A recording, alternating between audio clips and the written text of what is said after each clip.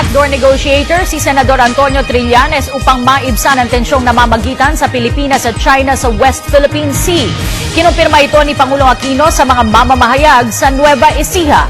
Rocky Ignacio nag-uulat. Kinilala ni Pangulo Aquino ang kahalagahan ng paggamit ng Pilipinas ng backdoor channel negotiation sa kainatan ng tensyon sa Scarborough Shoal sa pagitan ng Pilipinas at China. Sa pakikipag-usap ng Pangulo sa media sa Nueva Ecija, kinumpirma nito na nasa China si Senator Antonio Trillanes IV nang tawagan siya upang inungkahin nito na handa siya maging backdoor negotiator sa usapin. Ayon sa Pangulo, wala siyang nakitang masama sa mungkahi na magbibigay daan para maresolba ang tensyon sa lugar. Kinontak tayo ni Senator Trillanes at nasa China siya at that time at nilapitan siya, tinanong yung posibilidad kung pwede siyang maging back channel nga. So, in the absence of any other channels that were existing beforehand, at sa gusto nating ma-resolba na mapayapa ito sitwasyon sa Scarborough Shoal, so ano mawawala sa ating pakinggan ni pararating? So, yun doon nag-umpisa po yan. Kinumpirma pa rin ng Pangulo na nananatiling backdoor negotiator sa China ang senador. Nakita kasi anya ng Pilipinas na mahalaga ang party-to-party talks para sa agarang pagbibigay impormasyon na magkabilang panig. Kinilala rin ng Pangulo na may tinatawag na maliliit na tagumpay ang negosasyon ni Trillanes sa China. Well, as of now, yes, but I will have to talk to him soon. I'm just loaded with so many things this past 6 weeks na yata, starting with Habagat. Pero I have to talk to him. Okay, may successes. Umabot na napakaraming barko ng China doon sa Scarborough Shoal. Hindi ko na maalala yung exact number. Pero nag-umpisa kung maalala nyo, yung Del Pilar natin, at dalawa nung kanilang maritime surveillance something eh.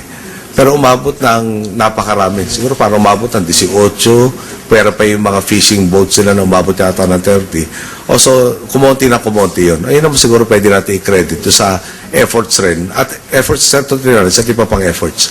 No? Yung last na, alam nyo, medyo nag-aalanganin akong sabihin lahat ng detalye. Dahil nga pag informal, pag informal nito, hindi pwede sabihin publicly sa China. Meron din silang considerations sa pag-address ng kanilang constituencies. So, hindi ko pwede ibigay sa inyo natin detalye, pero mukhang napakaliwanag, no? Na humupa naman ng, maski pa paano, intention dyan, at nakatulong sa Senator Trillanes. Bukod kay Trillanes, inatasan ng Pangulo bilang Special Envoy si DILG Secretary Mar Rojas na makipag-usap sa Chinese Vice President Xi Jinping. Ayon sa Pangulo, posibleng maging dagdag na personalidad si Rojas na makikipag-usap sa China. Pero nilinaw ng Pangulo na si Foreign Affairs Secretary Albert de Rosario pa rin ang may poder sa usapin ng West Philippine Sea at iba pang foreign policy ng gobyerno. Hindi naman, not necessarily, no? Pero isa rin to sa dagdag. Siyempre, kunyari, meron tayong friendship na agreement with China, component ng tourism. O hindi naman siguro Secretary Rojas o Secretary de Rosario kailangan doon, Secretary Jimenez ang harap sa kanila.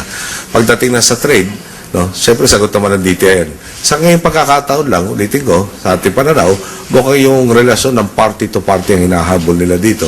Kaya hiniling na Secretary Rojas ang padala. Umaasa naman ang Pangulo na maayos na may pararating ni Rojas ang kanyang mensahe sa pangalawang Pangulo ng China. Para sa Telebisyon ng Bayan, Rocky Ignacio.